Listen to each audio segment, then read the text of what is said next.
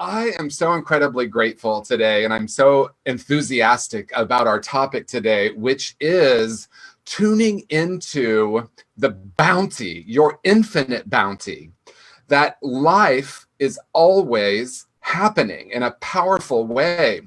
You know, yesterday I was on a walk with my dog in the little street behind our apartment building, and there's this tree that's been cut down. And I've been noticing this little new life that's been growing out of it. And I've been appreciating that even when life gets cut down, it always wants to happen. And I've watched that little tree growing. And then a few days ago, it looked like someone had stomped on it. And I noticed I had an emotion about that. Oh, that precious life. And then yesterday when I was out there it is growing again. And that's what we're talking about today. We're talking about your plentiful bounty. And as the reading said, so many of us have practiced the law of attraction. And quite often what happens with the law of attraction is we end up believing that we need to somehow manipulate the world or manipulate the universe. And guess what? Here's the great news. The world doesn't need manipulating. The universe doesn't need manipulating. It's all available in this moment, and it just depends on where we put our focus or our energy. So we're in a profound shift in consciousness right now that is allowing us to shift from the law of attraction to the law of radiance. And the message is profoundly simple. As I was reflecting during that powerful meditation this morning, Michael, thank you for your consciousness.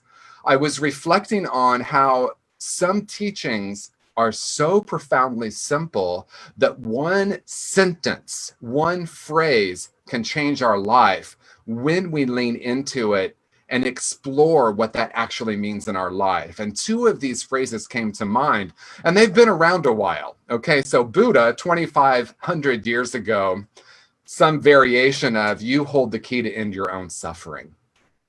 You hold the key to end your own suffering. 500 years later, Jesus the Christ came with another profound teaching.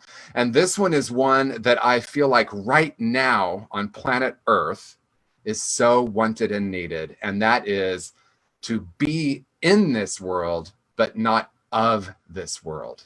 Be in the world and not of the world. And how many of us have believed that we can be happy once the world looks a certain way?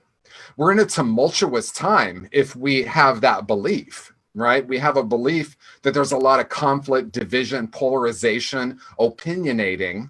But I have some breaking news for you. I don't know how many of you get breaking news on your phone.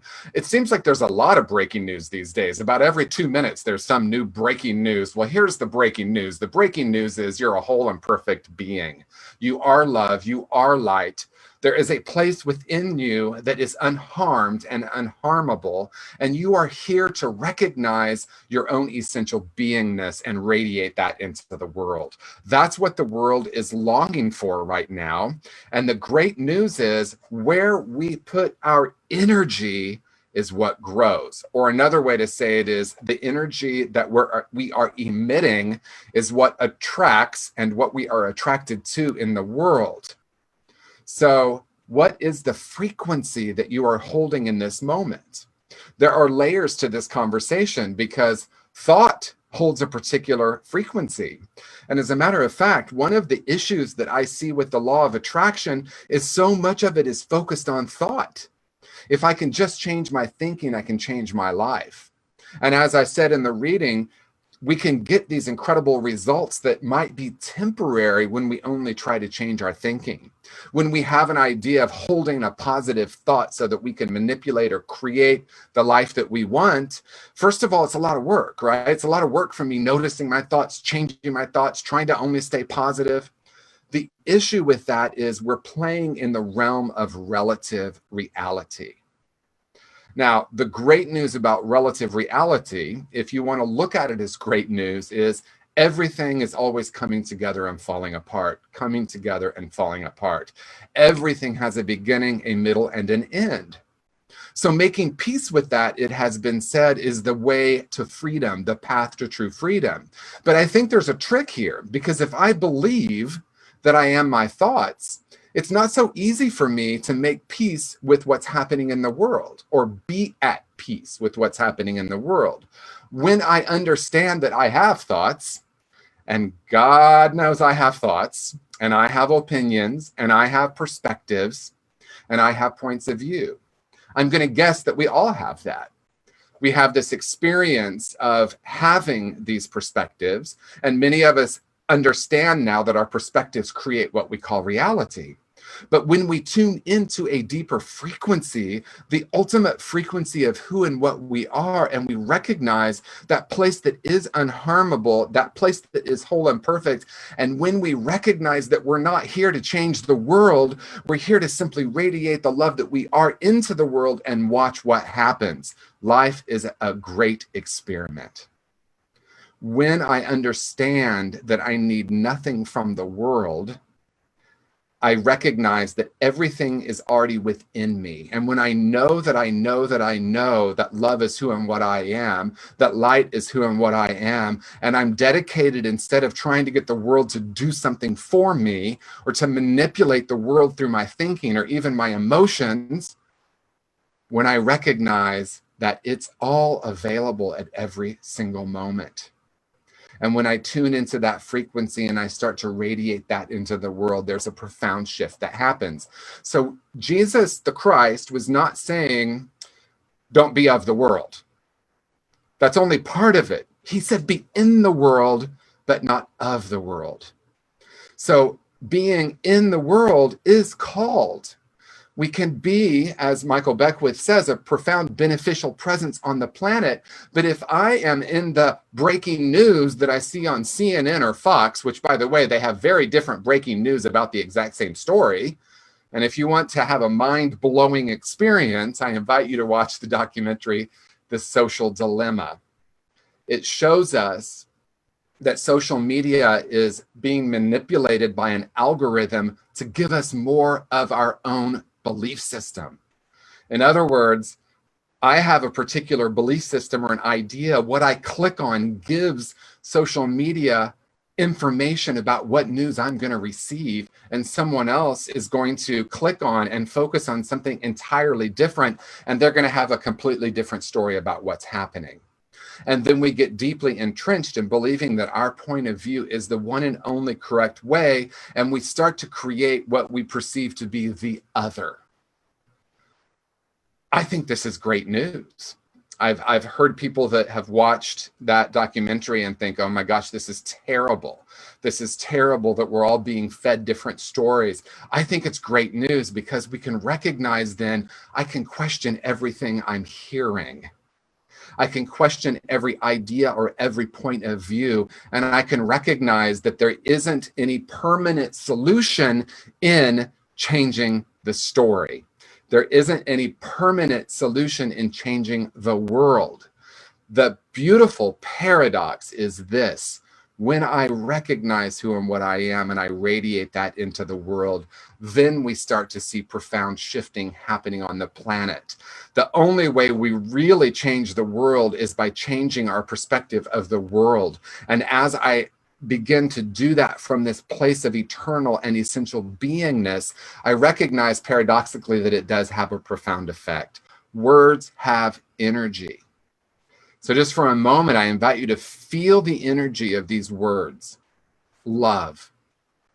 Just feel into the energy of that word, love, like Gary sang so beautifully. Tune into the frequency of the word hate. Tune into the frequency of oneness. Oneness. Tune into the frequency of division, of fighting, of striving. Tune into the frequency of being an open, loving channel, if you will, for love energy. I want to pause for a moment and read a paragraph that came across my newsfeed, because I have made a dedication to myself to change the frequency of my social media newsfeed. And if you want to know how this works, it's profoundly simple. I recognize that whatever I focused on, I get more of. So algorithm and consciousness is the same thing. So if I'm against stuff, on social media, guess what? They're going to give me more of that. I woke up the other day with this thought in my mind.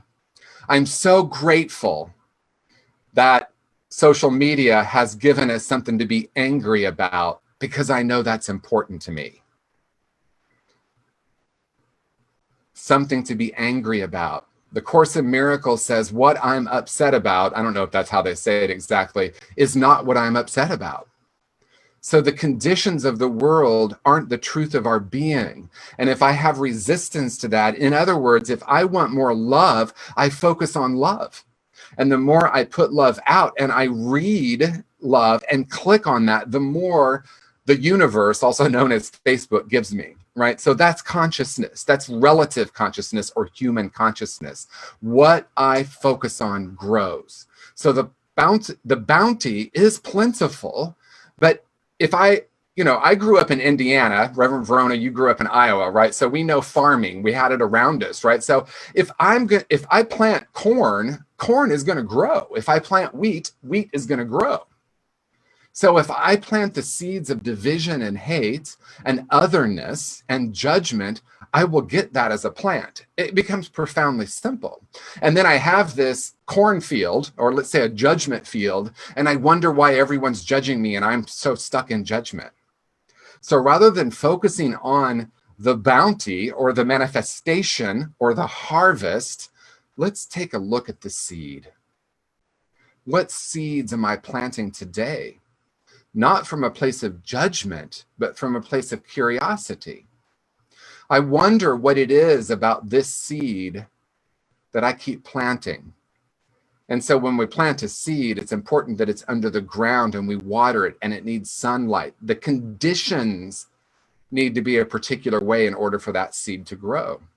So if I want more love in my life, let's not focus on what I see in the world. Let's focus on the seeds that I'm planting deep within my consciousness. And that requires the willingness and, quite frankly, the courage to take a look. And if I go into looking with judgment, then I get stuck, right? Why do I keep doing this? Has anyone ever said, why do I keep doing this?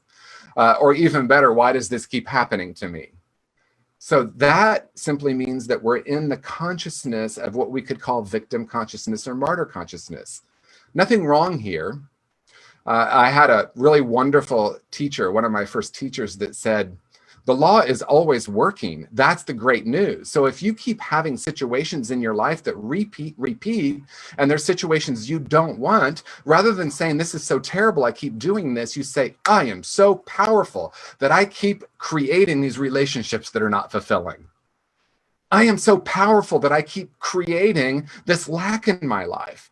Now, the reason she said that wasn't that, because see, a new thought, some of us would be, oh, we shouldn't affirm and say that. But what she's saying is the law is so powerful that what I focus on, the seed that I plant, is always growing, it's always working. And when I recognize that I can understand the inner critic, take a look at it. And when I know that the inner critic is one thought among many, it's one small step to shift that to self-compassion and self-love. If I recognize that I'm so powerful that I keep creating these unfulfilling experiences in my life, it's one small shift from, oh, what do I truly desire? Who have I come here to be? And the great news is when I tune into that frequency, we tune into visioning our life instead of visualizing our life. Because visualizing our life is always from the past, because it's a mind construct. Nothing wrong with that. But if I want something new, I have to, it said I have to do something new, but it's really I need to be something new and different. So I did say I was going to read this paragraph, but I'm going to read it now because it's so powerful to me. You are being presented with a choice: evolve or remain. If you choose to remain unchanged, you will be presented with the same challenges, the same routine, the same storms, and the same situations. Until you learn from them, until you love yourself enough to say no more. until you choose change. If you choose to evolve, you will connect with the strength within you. You will explore what lies outside your comfort zone. You will awaken to love. You will become, you will be. You have everything you need. Choose to evolve, choose love. And that's from Craig, I hope I'm getting his last name right, Crippen. What a powerful paragraph that is. Every moment we are given the opportunity to choose to be love in the world, or to choose to stay safe in our own regular way of seeing things. And there is a plentiful bounty in everything. There is a plentiful bounty of judgment if I want to cultivate that, if I want to plant those seeds, grow that crop, spend years developing that. There is a plentiful bounty of love if I choose to plant those seeds and tend to that, water them, give them light, and allow the seeds of love to grow. This is what is different about conscious creation or unconscious creation. You see, we're not creating, for the most part, from the conscious realm. We're creating from the unconscious, or in New Thought, we also recognize the superconscious, which is God essence, source energy, eternal beingness.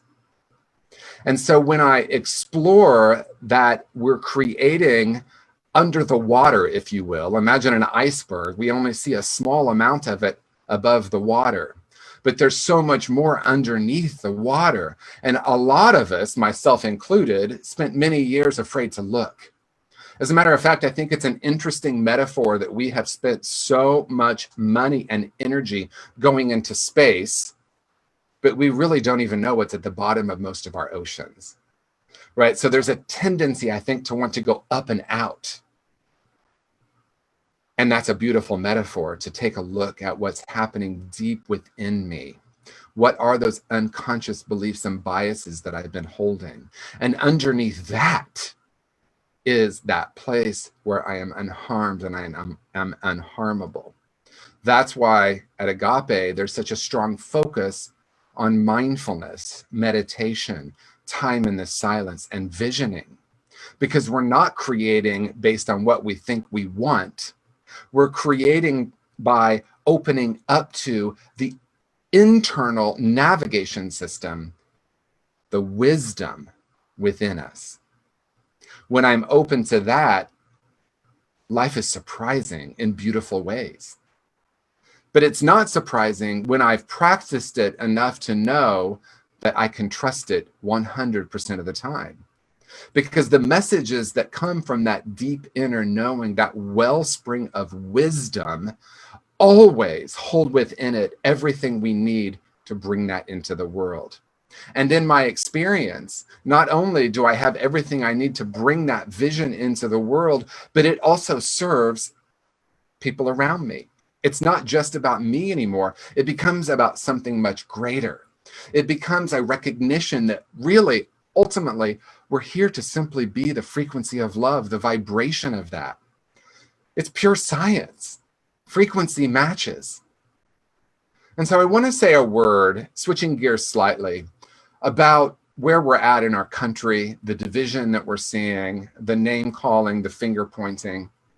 And this is what I want to offer. I know that all of us right now that are here in this exploration already understand that there's no saving the world, that we're really here to serve as spirit in the world.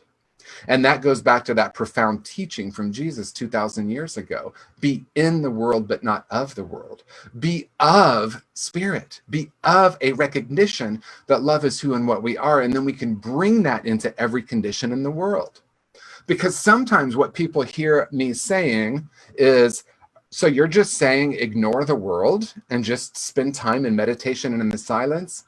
For me, no. What I'm saying is start with conscious being. Conscious being always leads to conscious doing. And if that's true, then unconscious being leads to unconscious doing. How many of us have been trying to save the world? How many of us have been believing that if a certain person is president, I'm going to suffer, or the world is horrible? If I had $1 for every time for the last, let's say, 40 years that I've been aware of politics, if I had $1 for every time I heard someone say, if such and such becomes president, I'm moving to Canada, Canada would be so populated right now if we all actually kept our word. Okay, if such and such becomes president, I'm out of here. So I understand that. It's easy for us to get into a debate about that. You can't have an argument with a conscious person. If I'm conscious, when I'm conscious, I recognize there's nothing to argue. There's no point of view that is important as much as, or as important as, the spirit that I am. So it becomes really simple to me. What does it create when? That's my favorite thing.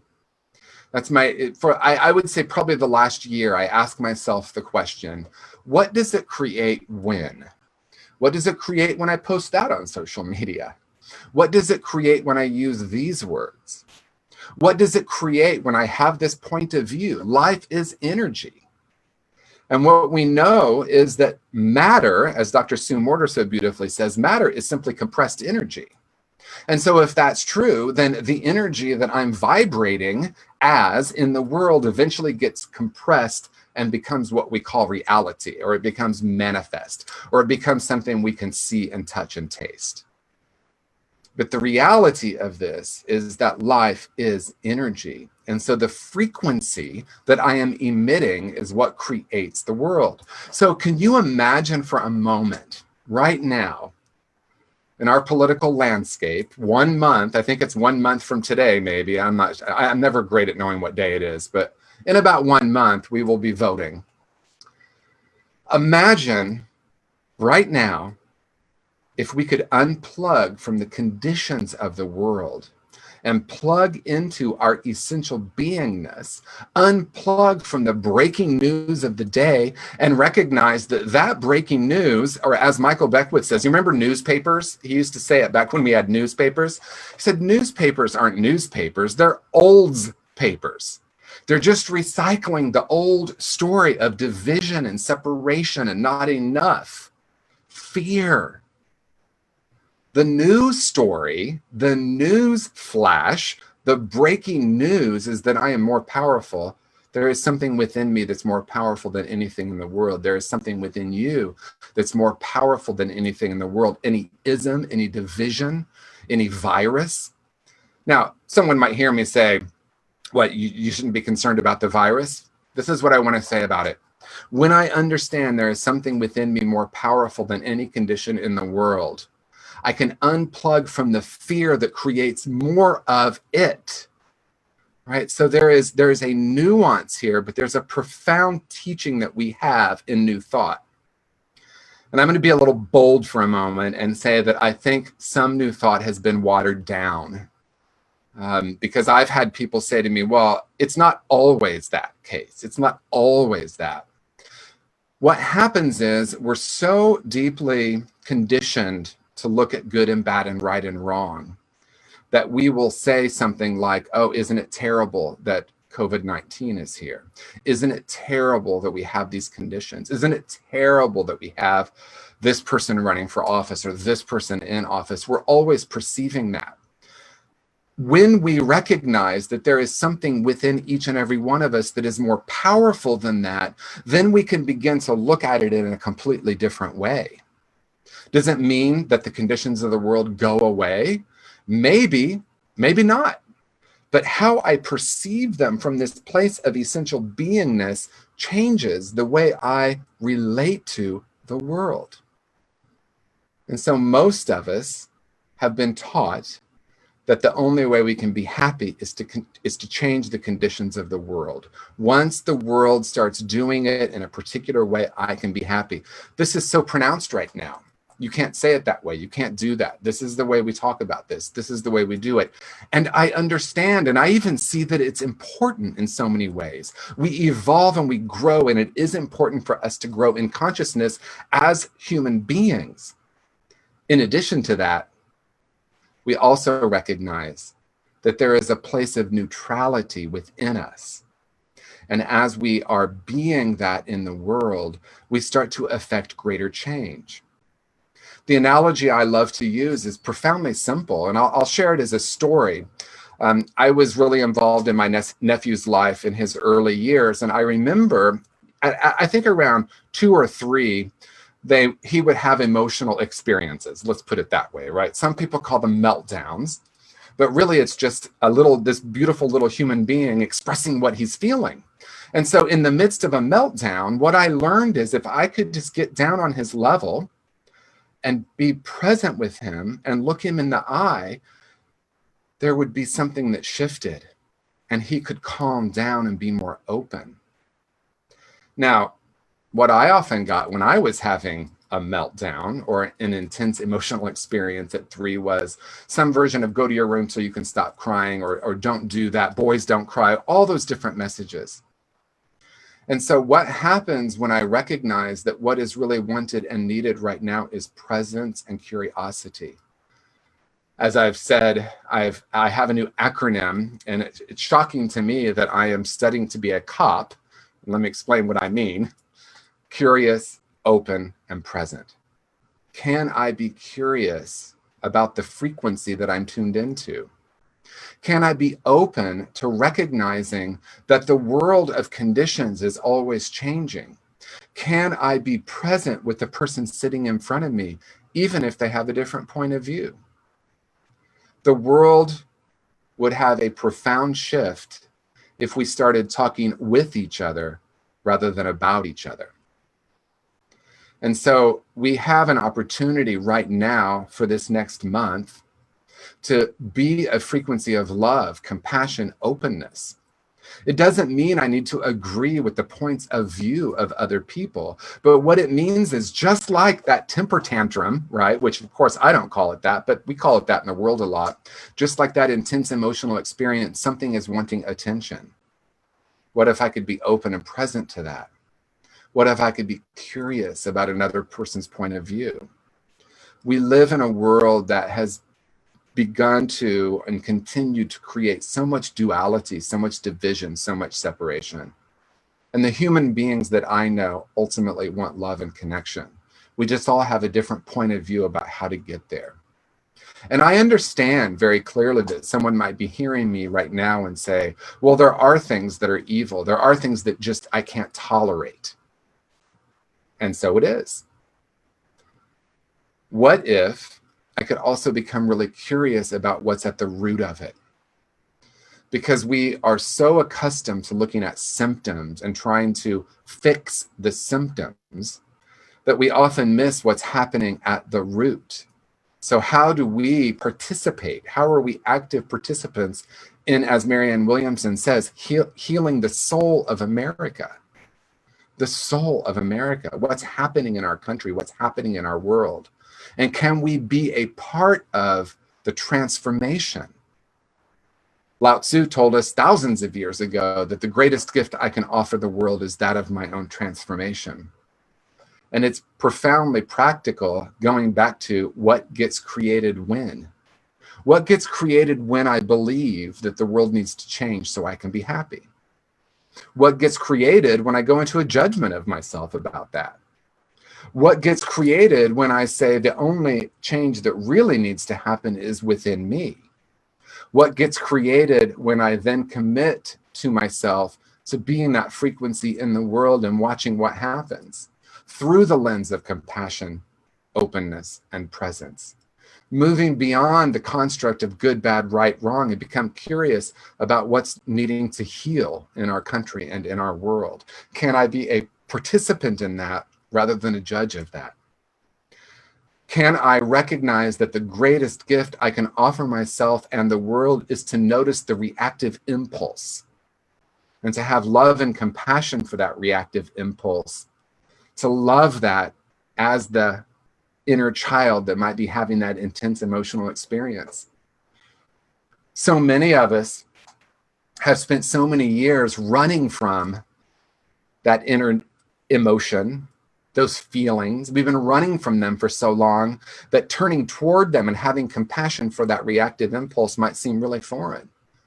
You see, we've been in an era of we are spiritual beings having a human experience. And as I say, what if we were spiritual beings having a spiritual experience? Or as Reverend Michael says, spiritual beings having a human incarnation.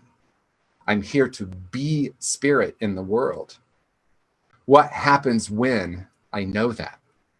What happens when I am dedicated to recognizing the wholeness and the oneness in every situation? What happens when I dedicate myself to actually being the change that I want to see in the world, as Gandhi said so many years ago? What happens when I recognize that we, each of us, we are each powerful beyond measure, that we have within us a blueprint for a life that is beyond our wildest imagination? And that as we switch from the law of attraction, what can I attract from the world to feel whatever it is I believe I'm going to feel once I get that new car, that new house, or that new perfect partner, and recognize that that all already resides within me. That's who and what I am, and I'm here to radiate that into the world. What happens when I know that? What happens when I practice that? What happens when I recognize my judgment, have love and compassion for that judgment, recognize that reactive impulse, have love and compassion for that reactive impulse, and also recognize that deeper than that is the impulse for spiritual evolution. My soul is always wanting to evolve. Perhaps that's why we came to planet Earth. This is a very dense planet. What I mean by that is there are plenty of things we can tune into that we could call horrible. And there are plenty of things in the world that we can tune into to recognize that love is always the most powerful energy on planet Earth. It's always here. That branch, that tree is always wanting to grow even after that tree got cut down and someone stomped on that new life. Someone might have intentionally done that. Someone might have accidentally done that. But life is always wanting to happen. We even put sidewalks, and when there's a crack in that sidewalk, you see the grass growing through it. So there is a power within you that is more powerful than anything happening on planet Earth. And that as we know that we know that we know that that is the truth of who and what we are, and we dedicate ourselves to radiating that in the world, we experience the world in a profoundly new way. Nothing changed, but everything changed. As Wayne Dyer said, some people live in a brutal and hostile world. Some people live in a kind and loving world. Same world. Same world. The world of relative reality is always coming together and falling apart. Spirit, essential beingness, is always true. It's always unchangeable, unharmable. So in closing, what I want to offer is an invitation to you to be that love in the world, to recognize that reactive impulse, to have love for that part of yourself, to have compassion for what's happening in the world, and recognize that true change always comes through consciousness. It always comes through being the love in the world. So we are the change makers, the difference makers. We have been called to be that love on planet Earth. You are the one you've been waiting for, and the time is now.